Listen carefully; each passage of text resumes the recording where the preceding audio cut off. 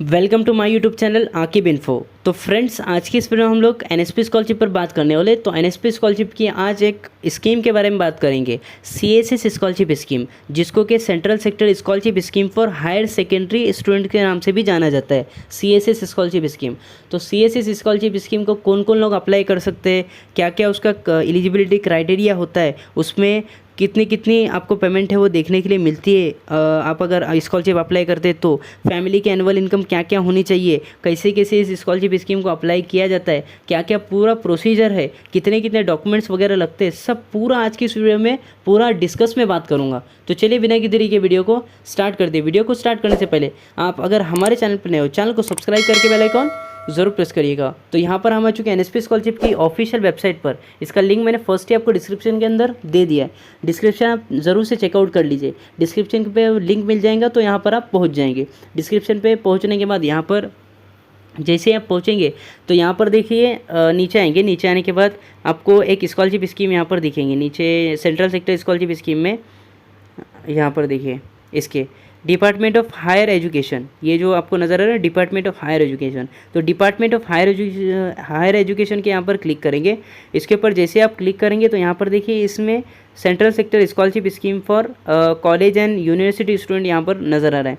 तो ये जो सीएसएस स्कॉलरशिप स्कीम इसको बोलते हैं। तो सीएसएस स्कॉलरशिप स्कीम कौन कौन लोग अप्लाई कर सकते हैं, तो सबसे पहले तो ट्वेल्थ जो पास स्टूडेंट है वो इस स्कॉलरशिप स्कीम को अप्लाई कर सकते हैं। और ट्वेल्थ में जिनके 80% या 80% से अबो जिनके परसेंटेज आए होंगे, 80 या 80 से अबो जिनके परसेंटेज आए होंगे ट्वेल्थ क्लास में, वो इस स्कॉलरशिप स्कीम को अप्लाई कर सकते हैं। और इसमें अंडर ग्रेजुएट स्टूडेंट अप्लाई कर सकते हैं, बी कर रहे हैं, बीटेक कर रहे हैं, इंजीनियरिंग कर रहे हैं, डिप्लोमा कर रहे हैं, या फिर कोई भी कर रहे हैं। ट्वेल्थ के बाद कोई भी आप कोर्स वगैरह कर रहे हैं तो इस स्कॉलरशिप स्कीम में आप अप्लाई कर सकते हैं। लेकिन इसमें एलिजिबिलिटी क्राइटेरिया क्या है कि आपके मिनिमम 80% या 80% से अबो अगर ट्वेल्थ में होंगे तो ही इस स्कॉलरशिप स्कीम को आप अप्लाई कर सकते हैं। तो ये आपको समझ गया होगा। फिर उसके बाद आपको एनुअल इनकम के बारे में बात करूँ तो फैमिली की एनुअल इनकम कितनी होनी चाहिए, तो फैमिली की एनुअल इनकम आपकी 8 लाख से कम होनी चाहिए। अगर 8 लाख से कम होगी फैमिली की एनुअल इनकम तो इस स्कॉलरशिप स्कीम में आप एलिजिबल होते हैं, इसको अप्लाई कर सकते हैं। और इस स्कॉलरशिप स्कीम को अप्लाई करने का पूरा प्रोसीजर यहाँ पर मैंने लिख कर रखा हुआ है, सामने आपको चार्ट दिख रहा होगा एक। तो उसमें अप्लाई करेंगे ना आप तो उसमें ग्रेजुएशन और पोस्ट ग्रेजुएशन दोनों का यहाँ पर टारगेट किया हुआ है। तो आप अगर ट्वेल्थ में अगर आपके 80% या 80% से अबव होंगे तो ये स्कॉलरशिप स्कीम अगर आप लेंगे तो इस स्कॉलरशिप स्कीम में कैसे आपको पेमेंट भी अच्छा देखने के लिए मिलता है। और इस स्कॉलरशिप स्कीम में आपको स्कॉलरशिप अच्छी आती है, अच्छी यानी ज़्यादा स्कॉलरशिप आती है। फिर इसके बाद ग्रेजुएशन के फर्स्ट ईयर में जब अप्लाई करेंगे तो न्यू फॉर्म वहाँ पर भरेंगे। यहाँ पर नीचे आपको नज़र आऊँगा, ऊपर क्लिक करेंगे, यहाँ पर देखिए न्यू फॉर्म का ऑप्शन है, न्यू रजिस्ट्रेशन। तो इसमें न्यू फॉर्म करेंगे कब, ग्रेजुएशन की स्टार्ट में। जब ग्रेजुएशन आप फर्स्ट ईयर होगा तो ग्रेजुएशन की स्टार्ट में आप न्यू फॉर्म इसका भरेंगे। और फिर उसके बाद रिन्यूअल करेंगे, सेकेंड ईयर में जाएंगे ग्रेजुएशन के तो रिन्यूअल करेंगे, थर्ड ईयर में जाएंगे तो फिर से रिन्यूअल करेंगे। फिर उसके बाद पोस्ट ग्रेजुएशन के यहाँ पर आप इंटर करेंगे, तो पोस्ट ग्रेजुएशन के यहाँ पर जाएंगे तो रिन्यूअल करेंगे। और सेकेंड ईयर में पोस्ट ग्रेजुएशन के जाएंगे तो फिर से रिन्यूअल करेंगे। तो ये जो फर्स्ट ईयर में आप न्यू फॉर्म भरेंगे ग्रेजुएशन के, तो सेकेंड ईयर में जाएंगे तो फर्स्ट ईयर के आपको पेमेंट है वो रिसीव होंगी। और सेकेंड ईयर में रिन्यूअल करेंगे तो सेकेंड ईयर की थर्ड ईयर में रिसीव होंगी पेमेंट। और थर्ड ईयर में रिन्यूअल करेंगे तो थर्ड ईयर की पोस्ट ग्रेजुएशन की फर्स्ट ईयर में आपको रिसीव होंगी। और फर्स्ट ईयर में अगर रिन्यूअल करेंगे पोस्ट ग्रेजुएशन वाला तो पोस्ट ग्रेजुएशन के लास्ट ईयर में आपको रिसीव होंगी इसकी पेमेंट। और फिर लास्ट ईयर का जब आप रिन्यूअल करेंगे पोस्ट ग्रेजुएशन का तो वो आपको आफ्टर वन ईयर आपको रिसीव होगा। वो जो स्कॉलरशिप अमाउंट है वो आफ्टर 1 ईयर आपको रिसीव होंगी। और ये स्कॉलरशिप अमाउंट है तो वो अगर आपने बीच में अगर गैप कर लिया, अब ग्रेजुएशन के 3 साल होते और पोस्ट ग्रेजुएशन के 2 साल, ऐसे 3 और 2 मिलाकर 5 होते, तो 5 साल में से अगर बीच में आपने एक भी साल अगर गैप कर लिया और नेक्स्ट अगर ईयर आपने अगर अप्लाई करने का सोचा तो वो नहीं होने वाला है। इसलिए ये जो स्कॉलरशिप स्कीम है इसमें पेमेंट अच्छी रिसीव होती है। ये scholarship scheme CSS scholarship scheme और एनएमएस स्कॉलरशिप स्कीम, तो इसमें ना पेमेंट अच्छी रिसीव होती है। इसके लिए आपको बीच में गैप नहीं करना है। जैसा मैंने इसके प्रोसीजर बताया एज इट इज़ वैसा ही फॉलो करते हुए अप्लाई आपको करना है। अगर समझो फर्स्ट ईयर में न्यू रजिस्ट्रेशन किया, सेकेंड में रिन्यूअल किया, थर्ड में रिन्यूअल नहीं किया और डायरेक्ट पोस्ट ग्रेजुएशन में जाके फर्स्ट ईयर में रिन्यूअल करना चाहो तो आप इसके स्कॉलरशिप स्कीम आपको नहीं मिलेंगे, ओपन ही नहीं होंगी स्कीम।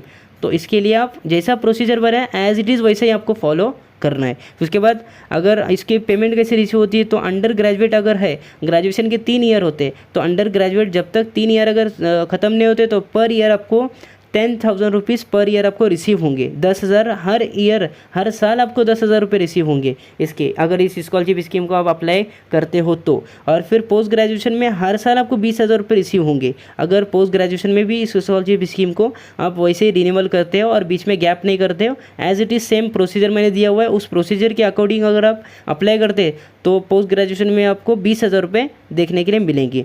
और इसके डॉक्यूमेंट्स के बारे में बात करूँ तो डॉक्यूमेंट्स में सबसे पहले आपको 12th की मार्कशीट लगेगी, तो 12th की मार्कशीट लगेगी, फिर उसके बाद आधार कार्ड लगेगा, फोटोग्राफ लगेगा, फीस रिसिप्ट लगेंगी। आपके जो भी अभी करंटली फीस रिसिप्ट है ग्रेजुएशन के फर्स्ट ईयर की, सेकंड की, थर्ड की, जो भी जिस भी ईयर में आप अप्लाई कर रहे हैं तो उसकी फ़ीस रिसिप्ट लगेंगी। इनकम सर्टिफिकेट लगेगा, डोमिसाइल सर्टिफिकेट लगेगा। अगर इनकम सर्टिफिकेट और डोमिसाइल सर्टिफिकेट अगर आपके पास नहीं है तो वो पहले ही जाकर आप बना लीजिए, अभी तक डेट इसकी वो ओपन नहीं हुई है स्कॉलरशिप की स्कीम की, इसलिए आप जाइए और यहाँ पर डोमिसाइल और इनकम सर्टिफिकेट बना लीजिए।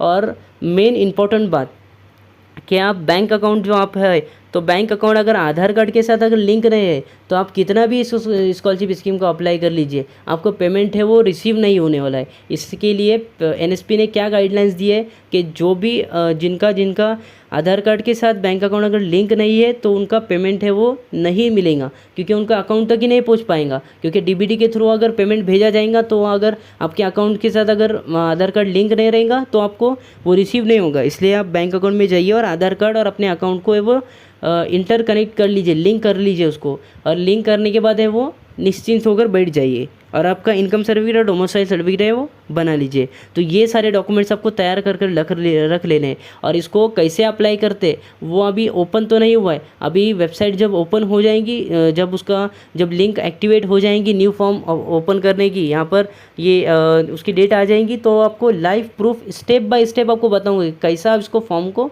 भरते हैं वो, तो उसके थ्रू आप समझ जाएंगे और उसके थ्रू आप अप्लाई कर सकेंगे। इसके लिए आप पहले आप इस डॉक्यूमेंट्स मैंने बताए वो डॉक्यूमेंट्स को आप कलेक्ट कर लीजिए और वो डॉक्यूमेंट्स अपने पास जमा करके रख लीजिए।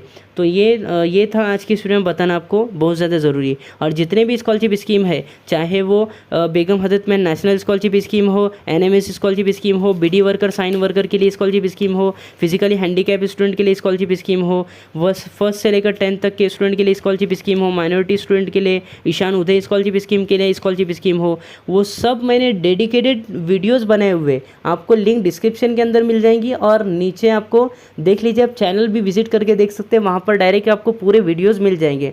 तो आप टाइम टू टाइम वीडियोस को देखते रहिए, आप जिसमें भी एलिजिबल होंगे तो उसको आप अप्लाई कर सकते हैं। तो यही वीडियो आज की इस वीडियो में यही इन्फॉर्मेशन आपको देनी थी। तो चलिए मिलते हैं ऐसी एक नई वीडियो के साथ।